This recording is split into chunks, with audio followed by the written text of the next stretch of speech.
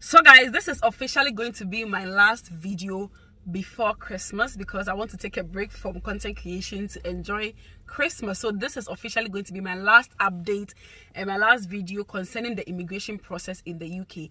And so I'm going to be fusing a lot of things together in this video. I'm going to bring you the good and the bad, but I will want to start with the good.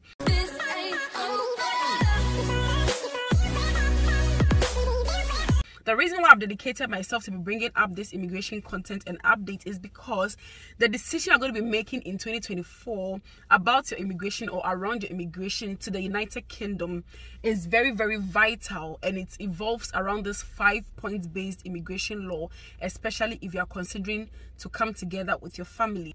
And if you're coming on a student visa, as you all know, that effective January, you can no longer come with your family at all.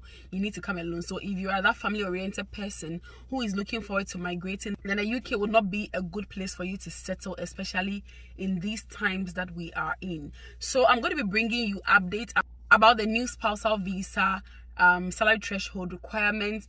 I'm also going to be talking about the standard visitors visa changes and the paid engagement that has been introduced, because a lot of people are asking me that they've heard that if you're coming to UK on a standard visitors visa, you can come and work and be paid. There is more clarity that I want you to understand, that yes, you can be paid, but there are some terms and conditions, as I put it, that you should understand. Also, there are some changes that are going on with the issuing of certificate of sponsorship if you are going to be coming from overseas, because a lot of people are asking that they've applied for jobs but they are not getting COS. What is happening? And also, if you're studying in the UK or you're about to come to study in the UK, there is something that you should know, because potentially a lot of people might face deportation after all of these are implemented. So let me start with the good news first. So officially, on the 21st of December, the government of UK came out to say that, they increased the salary threshold for bringing spouses for British citizens. If you're British and you are married to a non-British and wanted to bring your family over from overseas, you needed to have a salary threshold of 38,700. I tell you what, people have been signing petitions against this because it just wasn't too fair on them, and they felt like they have gone through the process of becoming citizens, or they are citizens, and they needed some kind of exemption. And so the government actually took this into note and decreased the salary threshold for bringing dependent visa for British citizens.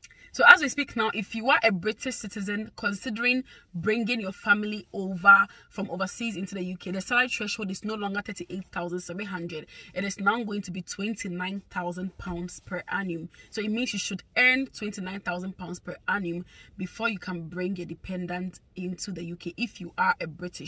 And I said this in my previous video that the law is forward looking. It means that if you're already in the UK, none of these changes are going to be affecting you. None of these bucket changes are going to be affecting you. It means you can switch your visas, you can bring a dependent, you can do whatever you want. If you are already in the UK, you still have that freedom and that liberty. It's forward looking. So everybody that is coming after this is implemented in spring are the people that are going to be seeing these changes, or these changes are going to be affecting them. So with regards to the £29,000 per annum for bringing dependents, they haven't really stated a date that all of this is going to take effect. They haven't said when it's going to take effect exactly.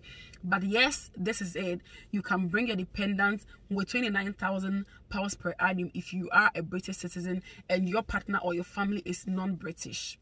Home Office reduces new salary threshold for family visa from 28,700 to 29,000. The Home Office said the salary threshold will go up incrementally starting at £29,000. Ministers have rolled back on plan to increase salary threshold for families visa in the spring following a backlash. The government announced earlier this month that from spring next year, people will be earning at least 38,700 to bring family members or partners from abroad to the UK. The current minimum wage is 18,600, but on Thursday, Home Office Minister said the threshold would initially increase to £29,000. The government also confirmed that the changes would only apply to new visa applicants, and those already in the UK will only need to have to meet the current much lower income requirement. At a higher MRI of 38,700, the medium salary level for those on skilled worker visa route, and all else being constant, around 30% of the UK working population could meet the threshold based on earnings only. In spring 2024, we will raise the threshold to 29,000. That is 25% of earnings for jobs which are eligible for skilled worker visa, moving to the 40th percentile, currently 34,500, and finally the 50th percentile, currently 38,700, and the level at which the general skilled worker threshold is set in the final stage of implementation. The second is that with the standard visitors visa, you are allowed now to do paid engagement. So what this means is that if you are coming to the UK on a visitors visa, which means that you are coming on a 6 months visit visa, on a 2 years visit visa, on a 5 years visit visa, which is the standard visitors visa, there are some exemption of people that can do what we call the paid engagement. So as we all know beforehand, if you are coming on a standard visitors visa, or if you're coming on a visitors visa in the UK, you wouldn't have been able to work at all. But now they are saying that you can work, but with some exemptions to some people. So it's not everybody. Like, let's say if I bring my mom from Ghana to come for holidays, she can't come and do paid engagement. It's just meant for some people. So let me just read what is written on the official UKVI's website. Visit the UK for permitted paid engagement. Overview. You may be able to visit the UK for a paid engagement if you've been invited by an expert in your profession by a UK-based organization or client. You can visit the UK for up to 1 month. You cannot extend your stay in the UK. What you need to do, check if what you plan to do in the UK is allowed. Check you meet the eligibility requirements. Prepare your invitation and other documents. Check if you need to apply for a visit visa to the UK. Apply for a permitted paid engagement visitors visa online if you need one. So apart from the standard visitors visa that you've gotten, if you want to do paid engagement inside that visit, you need to apply for this permitted paid engagement visitors visa, okay, which also has its requirements. So what you can do and what you cannot do. Let me just give a brief overview, or I'll leave the link in the description box so that you can read further if you need clarification. You can be invited and paid by a UK-based organization or client as a professional artist, entertainer, or musician, as a professional sports person, as a qualified lawyer to present a client, to give a lecture or series of lectures, as an academic, to be a student examiner or assessor, as an air pilot examiner. What you cannot do. You cannot do paid work unrelated to your main overseas job or area of expertise. So if you are coming in as, let's say, a nurse, you cannot come and do something like, I don't know, but whatever you're coming to do should relate to your main job that you're doing overseas. You cannot study. You cannot live in the UK for extended periods. You cannot claim public funds. You cannot pass through the UK to another country in transit. You cannot marry or register civil partnership or give notice of marriage or civil partnership. If you want to do that, you need to apply for the marriage visitors visa. And to be eligible, you must be able to show that you've been formally invited by a UK-based organization to attend a pre-arranged event or other permitted engagement. The event or engagement relates directly to your expertise, qualification, and main job in your home country. You should be 18 or over. You are visiting the UK for no more than 1 month. You will leave the UK at the end of your visit. You are able to support yourself during your trip or have funding from someone else to support. You are able to pay for your return on onward journey or having funding from someone else to pay for through frequent or successive visits or making UK your main home. Okay, so if you want to know how to prepare your invitation letter, every industry or every organization has their own, the things that they need you to put in that invitation letter, which varies from institution to institution. So as I said, I'll leave the link in the description box so that you guys can go and check on it. The third is with the issuance of certificates of sponsorship. So a lot of people are saying that we have applied for jobs, we are still waiting for COS, it's not happening. Listen, with all that is going on, CQC, you know that if you're going to be coming to the UK moving forward after spring, CQC needs to regulate activities of all of the homes that are offering or issuing certificate of sponsorship. So what is happening is that CQC is now under route. They are going in the homes, random homes, just conducting their searches and making sure that these homes are practicing up to standard before they can apply for certificate of sponsorship. So as it stands now, employers are going through scrutiny, and those that are not able to meet that standard are being taken out of the sponsorship license. And that is why I share the website that you can check your COS, whether your sponsor or your employer is still under the sponsorship license. I'll pin that video somewhere here so that you guys can go and watch. So what is happening is that now there are backlogs. Things have to be put right, especially with this health and care visa. It's not going to be cancelled entirely, but there are going to be more stricter measures to both employers and employees who are coming under this visa. And as I shared, now Home Office is asking a lot of questions from employees who are coming from overseas, and even employers who are in the UK are going to apply for this sponsorship visa.